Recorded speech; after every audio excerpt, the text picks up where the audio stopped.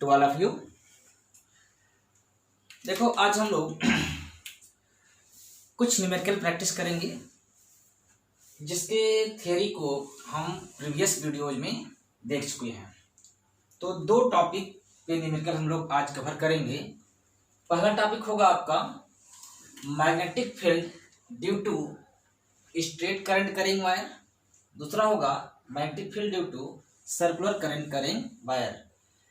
अब इसका फार्मूला क्या होता है कि स्ट्रेट करंट कैरिंग वायर और सर्कुलर करंट कैरिंग वायर का मैग्नेटिक फील्ड हम कैसे निकालते हैं, इसको हम लोग लास्ट वीडियो में देख चुके हैं। तो आज हम इस पे बेस्ड न्यूमेरिकल सॉल्व करने की कोशिश करेंगे। तो आइए इस पे पहला क्वेश्चन देखते हैं। फर्स्ट क्वेश्चन है आपका क्वेश्चन नंबर फर्स्ट आपका सिंपल क्वेश्चन है, find the magnitude and direction, find the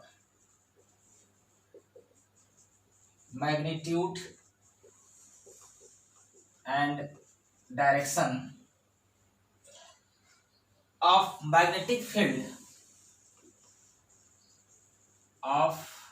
magnetic field at point P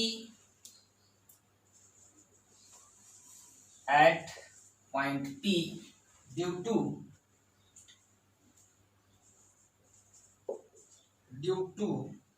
the current carrying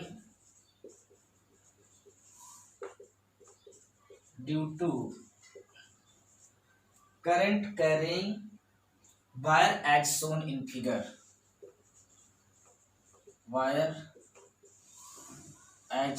in figure, और आपका फिगर है, फिगर आपका ये है, ये क्वेश्चन में फिगर दिया हुआ है। ये यहाँ पर आपका ये पॉइंट P है, इस पॉइंट P पे निकालना है। ये आपका वायर है और एक वायर ये है और एक वायर ये है। तो दिस इज द वायर। अब इस वायर की वजह से आपको मैग्नेटिक फील्ड निकालना है और यहां से जो परपेंडिकुलर डिस्टेंस दे रखा है इस लाइन का, ये यानी कि ये डिस्टेंस आपका ये दे रखा है और यहां से ये एंगल दे रखा है 30 डिग्री और ये एंगल दे रखा है 60 डिग्री। तो ये क्वेश्चन आपका दिया हुआ है, ये क्वेश्चन ऑलरेडी गिवन है। अब इस तरह क्वेश्चन को हम कैसे सॉल्व करेंगे, यानी कि इस वायर, जो मेरा ये वायर जा रहा है, इस वायर की वजह से पॉइंट P पर मैग्नेटिक फील्ड कितना होगा, इसको हमें सॉल्व करना है। तो अंडरस्टैंड सॉल्यूशन, इसका हम सॉल्यूशन देखते हैं।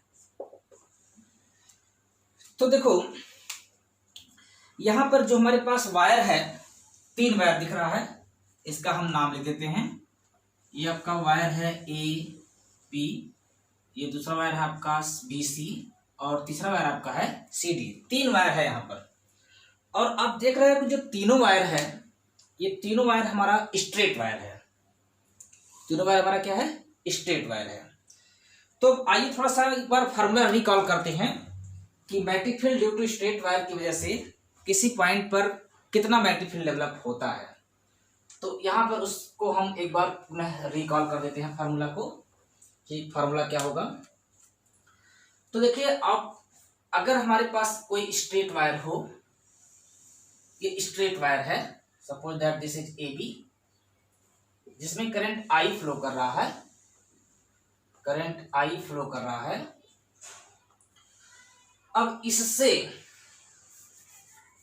AB को थोड़ा हम यहां ले लेते हैं, ये स्ट्रेट वायर हमारा है AB।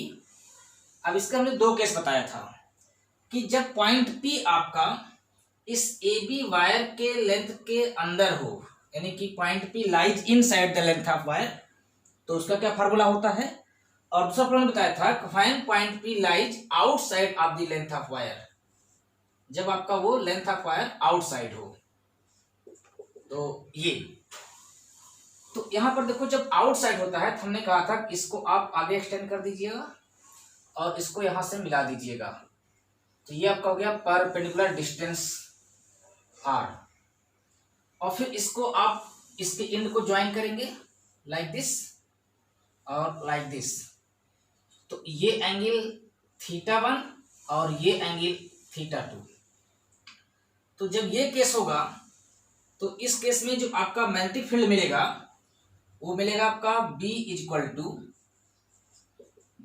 To mu naught I upon 4 pi r, और ये हो गया sine cap smaller angle, sorry larger angle minus smaller angle, यानी कि साइन θ2 माइनस साइन θ1। ये आपका फार्मूला है। तो this is the formula for straight current carrying wire when point P lies outside of the length of wire, इस wire के outside में है।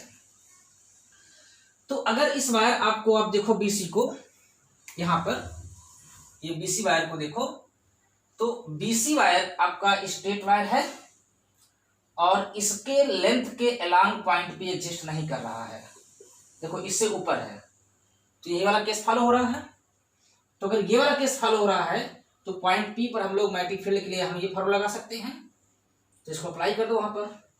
तो magnetic field due to wire, magnetic field due to wire AB is, sorry AB नहीं, BC है हमारा, BC is B equal to क्या मेरा है, mu naught I upon 4 pi r। तो ये हो गया आपका mu naught I upon 4 pi r। r क्या है, परपेंडिकुलर डिस्टेंस। तो अब यहां से देखिए परपेंडिकुलर डिस्टेंस क्या होगा, ये डिस्टेंस यहां से यहां तक a दिया हुआ है, तो आपका हो गया a। और साइन लार्जर एंगल क्या है मेरा, θ2, यानी कि यहां पर वो है 60 डिग्री, तो साइन 60 डिग्री माइनस साइन इस वाला एंगल क्या है 30 डिग्री, तो दिस इज साइन 30 डिग्री। इसको सॉल्व कर लीजिए, तो ये आपका हो गया mu naught I upon 4 pi a, sine 60 की वैल्यू हो गई अंडर रूट 3/2, साइन 30 की वैल्यू हो गई 1/2, this must be equal to mu naught I upon 4 pi a, ये हो गया अंडर रूट 3 माइनस 1/2, या इसको आप कह सकते हो mu naught I upon 4 pi a, ये 4 टू जा 8 pi a, 8 pi a under root 3 minus 1। तो this is magnetic field B due to wire BC। अब इसका डायरेक्शन देखिए क्या होगा, तो मेरा स्ट्रेट वायर है, तो स्ट्रेट वायर के लिए मैंने बताया था आपको डायरेक्शन देखने के लिए, जिस डायरेक्शन में करंट जा रहा होगा उसी डायरेक्शन में हम अपने राइट हैंड से थंब को कर देंगे। तो जिधर ये फिंगर हमारा कर्ल करेगा, the curling finger shows the direction of magnetic field line. तो यहाँ पर देखिए इस पॉइंट पर जो फील्ड हमारा है वो फिंगर हमारा आउटवर्ड आ रहा है, बाहर की ओर आ रहा है, तो मैग्नेटिक फील्ड क्या होगा, आउटवर्ड होगा, इट इज आउटवर्ड। ये तो हमारा वायर हुआ BC की वजह से। अब दो वायर और हमारा बचा हुआ है, कौन कौन सा, AB और CD। तो दो वायर और देखते हैं। तो अब थोड़ा सा एक बार और फार्मूले को रिकॉल करते हैं। तो हमने आपको इस समय जिसमें स्ट्रेट वायर पढ़ाया था उसमें बताया था कि अगर ये आपका करंट कैरिंग वायर है, स्ट्रेट वायर है, अब इसके लेंथ के अलोंग यानी इसी को चाहे ऊपर बढ़ाएं चाहे नीचे, आगे या पीछे बढ़ाएं, और पॉइंट P इसी पर एग्जिस्ट करती हो, पॉइंट P इसी पे एग्जिस्ट करती हो, तो यहां पर जो मैग्नेटिक फील्ड होता है वो 0 होता है, यानी कि magnetic field at any point which lies along the length of wire must be equal to 0। तो थोड़ा सा वायर यहां पर देखो ए बी और सी डी को क्लियर करो। तो जब हम ए बी को एक्सटेंड करेंगे, देखो the line A B passes through the point P, ये ए बी वाली लाइन पॉइंट पी को पास करते हुए जा रही है। तो जब ये पॉइंट पी को पास करते हुए जा रही है तो magnetic field due to wire A B must be equal to 0। Similarly इस सी डी की बात करते हैं। तो जब सी डी को भी हम एक्सटेंड करेंगे, देखो बैक करेंगे तो वही पॉइंट पी से होकर के जा रहा है, तो magnetic field due to wire C D is also must be equal to 0। तो हम कह सकते हैं magnetic field due to wire A B and B C is equal to 0। तो अब देखो 3 वायर था, 2 का फील्ड हमें क्या मिल गया, 0 मिल गया। तो तीसरा फील्ड क्या है हमारा, सिंपल ये है। सो नेट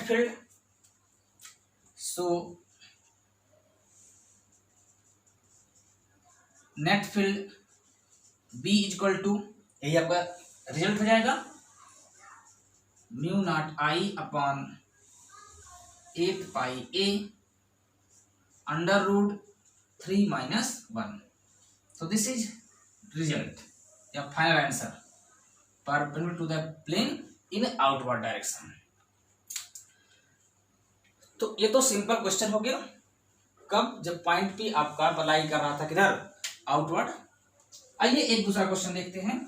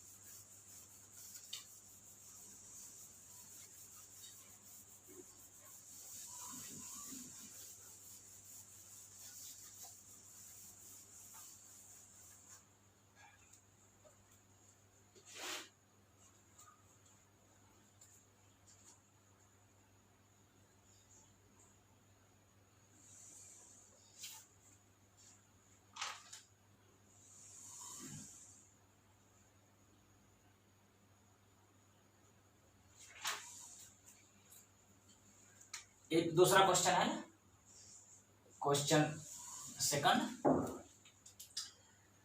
एक current I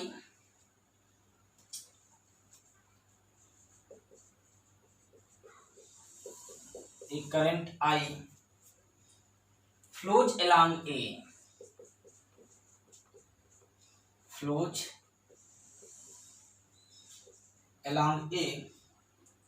thin wire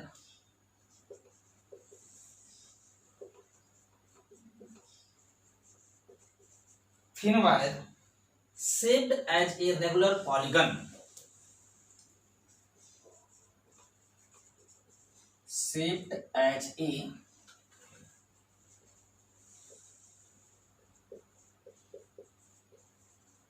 regular polygon, with n sides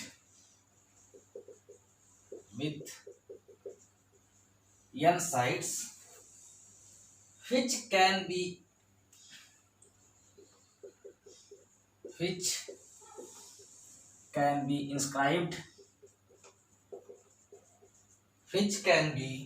inscribed into a circle of radius r,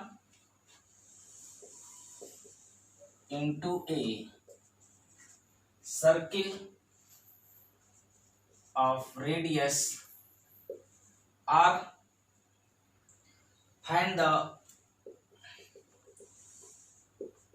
find the magnetic field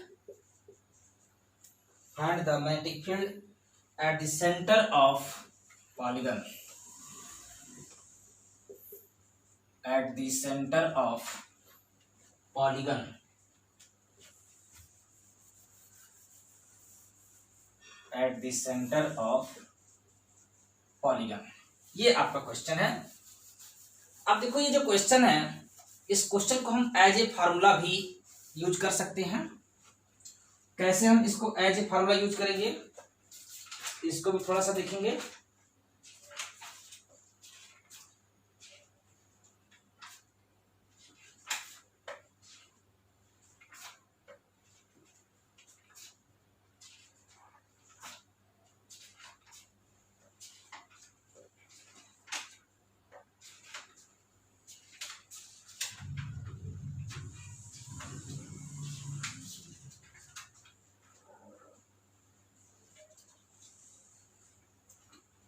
solution. अब देखो क्या कर रहा है क्वेश्चन बहुत ही आसान है। कह रहा है कि एक कोई पॉलीगन है जिसमें आई करंट फ्लो हो रहा है, तो उसके सेंटर पर कितना मैग्नेटिक फील्ड होगा उस पॉलीगन के। तो पॉलीगन क्या होता है, ऐसा क्लोज्ड फिगर जिसका हर साइड इक्वल लेंथ का हो। द क्लोज्ड फिगर विच है equal length is called polygon. ये सबको पता ही है। अब पॉलीगन कुछ भी हो सकता है, ट्रायंगल हो सकता है, स्क्वायर हो सकता है, पेंटागन हो सकता है, हेक्सागन हो सकता है, कुछ भी हो सकता है। तो अब यहां पर थोड़ा देखते हैं, एक एग्जांपल लेते हैं। मान लो लेट अस सपोज वो पॉलीगन हमारा क्या है, हेक्सागन है। जरूरी नहीं है क्योंकि एन साइड बोला है, क्वेश्चन ने बोला है एन साइड, तो हम एग्जांपल के तौर पे हेक्सागन ले रहे हैं। जरूरी नहीं कि आप हेक्सागन ही लेके सॉल्व करो, कुछ भी लेके सॉल्व कर सकते हो। तो यहां पर एक हेक्सागन ले रहे हैं, और जो वो हेक्सागन होगा यानी कि जो पॉलीगन होगा वो देखिए सर्किल के अंदर है, inscribed into a circle of radius R. यानी कि ये आपका कोई सर्किल है जिसका रेडियस आर है, इसके अंदर वो पॉलीगन बना हुआ है। तो let us suppose this is polygon.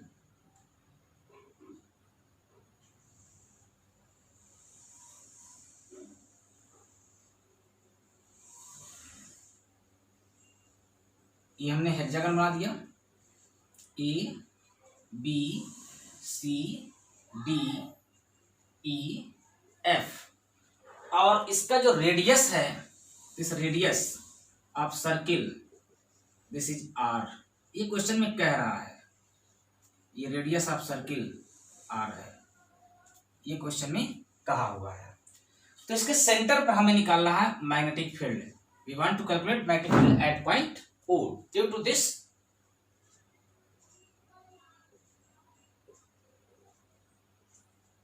ये चीज है, करंट आई फ्लो कर रहा है। तो अब थोड़ा देखते हैं इसको कि इस तरह क्वेश्चन को हम कैसे सॉल्व कर सकते हैं। तो इसमें देखो इस सर्किल के अंदर जो मेरा वायर है वो सारे स्ट्रेट वायर हैं, finite length of straight wire. तो कितने वायर बन रहे हैं, A B first wire, B C second wire, C D third wire, D E fourth wire, E F fifth wire, F A six wire. हमने 6 side का polygon लिया है, लेकिन अगर क्वेश्चन के अकॉर्डिंग यहाँ एन साइड है तो यहाँ पर एन होना चाहिए था, तो उसको हम ये जनरलाइज कर देंगे। तो थोड़ा सा इस क्वेश्चन को सॉल्व करने का प्रयास करें। क्वेश्चन तो बहुत इजी है। तो पहले अभी हम सर्किल को छोड़ देते हैं, इग्नोर कर देते हैं। What is circle I don't know, केवल हम पॉलीगन के बारे में डिस्कस करना चाहते हैं। तो here is polygon, this is polygon having side n equal to 6। ये हमारा पॉलीगन है, नामकरण हम यहां से करते हैं A B C D E F. Current हमारे इधर फ्लो कर रहा है, तो here is direction of current, here is direction of current. और ये इसका क्या हो गया, mid point, this is O. अब देखो यहां पर इस ओ पॉइंट पर हमने क्या निकालना है, मैग्नेटिक फील्ड निकालना है। तो पहले तो हम कोई एक स्ट्रेट वायर ले लें, कोई भी एक, 6 में से कोई भी एक स्ट्रेट वायर ले लें। तो एक स्ट्रेट वायर अगर हम लेंगे तो अब थोड़ा इस स्ट्रेट वायर का फॉर्मूला देखते हैं। तो देखो यहाँ पर ये हमारा एक स्ट्रेट वायर है AB, इसमें करंट I फ्लो कर रहा है, इससे R डिस्टेंस पर पॉइंट P, देखो इस वायर के अंदर पॉइंट P अगर लाई कर रहा हो, इसके पहले वाले क्वेश्चन में पॉइंट P हमारा क्या था, it is outside of the wire, तो क्या है इस वायर के अंदर ही है। तो here is perpendicular distance capital R, तो इसको हम यहां से मिलाएंगे और इसको भी यहां से मिलाएंगे। अगर ये एंगल θ1 हो, ये एंगल θ2 हो, तो जो हमारा मैग्नेटिक फील्ड मिला था इस पॉइंट पर वो मिला था B = μ0I/4πr sin θ1 plus sin θ2, ये हमारा फील्ड का फार्मूला मिला था ये।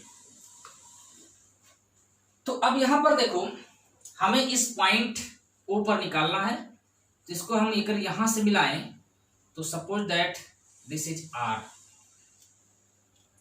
और इसको यहां से मिलाएंगे तो ये एंगल हो गया हमारा θ1 और ये एंगल हो गया हमारा θ2, ये हो गया। तो अब जैसे जो केस हमारा यहां है वही केस यहां भी है, तो हम पहले लिखें magnetic field due to magnetic field due to wire BC is क्या होगा, B1 = फार्मूला क्या है मेरा μ0I/4πr, μ0I/4π, और यहां पर हमने परपेंडिकुलर डिस्टेंस R लिया है, तो यहां R लिखा हुआ है, यहां पर वो डिस्टेंस हमारा स्मॉल r है, this distance is small r, तो हो गया हमारा स्मॉल r, और angle sin θ1 plus sin θ2, sin θ1 plus sin θ2। अब थोड़ा सा यहां पर एक बात ध्यान देने वाली बात है कि देखो ये हमारा हेक्सागन है,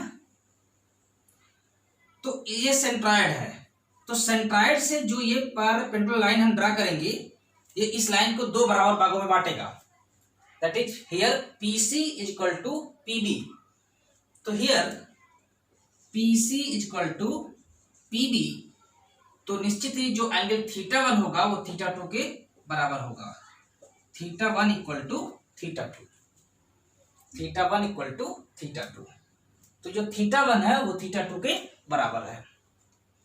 अब ये θ1 = θ2 कितना होगा, थोड़ा इसको हम सॉल्व करने की कोशिश करें, तो यहां देख लेते हैं, लुक एट हियर, ये = कितना हो सकता है।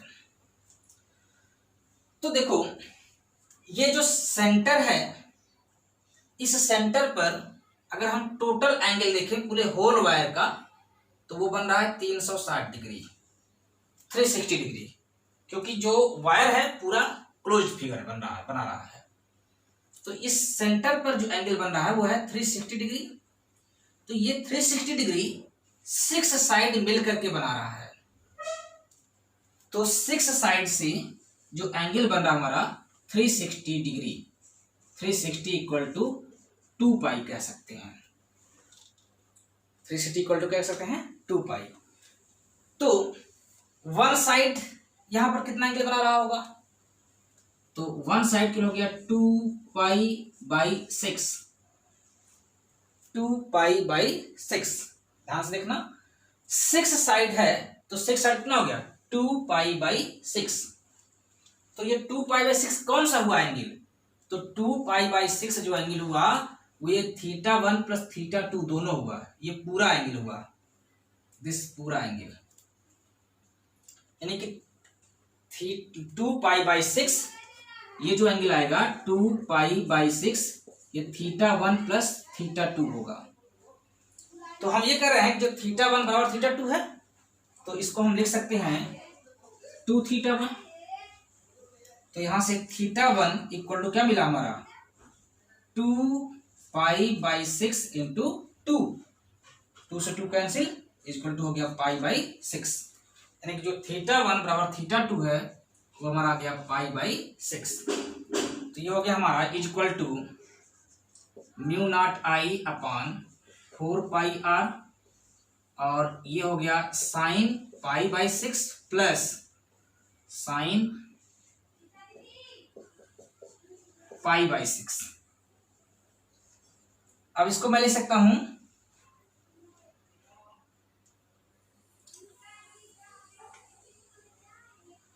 इसको मैं लिख सकता हूं equal to μ0I/4πr into 2 sine π/6, ये मैं लिख सकता हूं। तो this is magnetic field for first wire, एक वायर की वजह से। तो कितना वायर है टोटल हमारे पास? तो 6 वायर है। तो so net magnetic field, net field B is equal to, तो एक वायर से इतना है तो 6 वायर से 6 टाइम्स हो जाएगा, 6B1 is equal to 6 into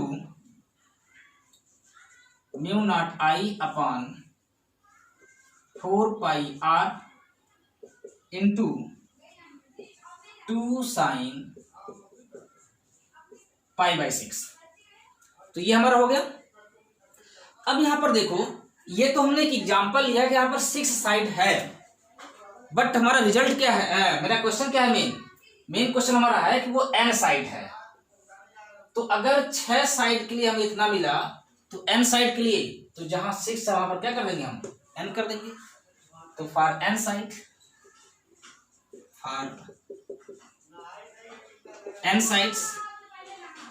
B equal to n into μ0I/4πr और ये हो गया इंटू 2 साइन π/n। अब डायरेक्शन थोड़ा देखते हैं इसका। तो देखो क्या है डायरेक्शन, ये स्ट्रेट वायर जा रहा है, इसको वैसे पकड़ेंगे तो आउटवर्ड आएगा। वैसे भी देखो अगर एंटी क्लॉक होता है तो मैग्नेटिक फील्ड क्या होता है, आउटवर्ड।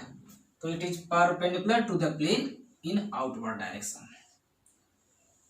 ये आपका हो गया।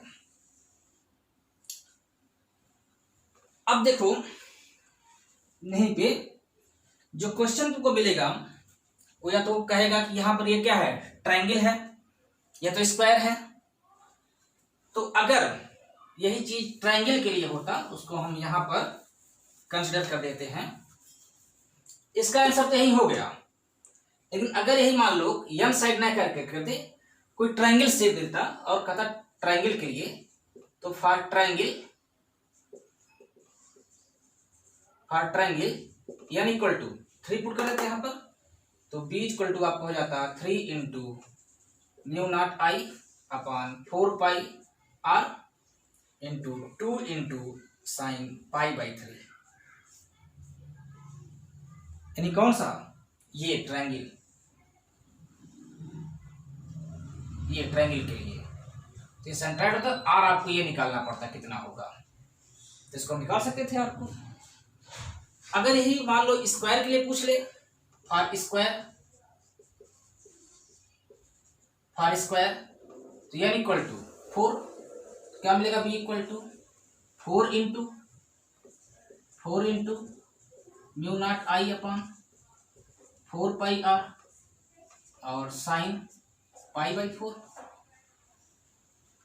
यानी कि ये वाला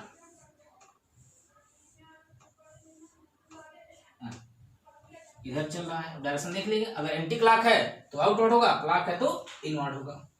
नहीं यहाँ पर तो ये आर भी क्वेश्चन में आप निकाल सकते हो, आसानी से निकाल सकते हो। तो ये तो ऐसा हो गया।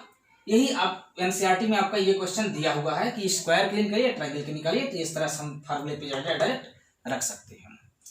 लेकिन इस क्वेश्चन में थोड़ा सा हम आगे और बढ़ेंगे।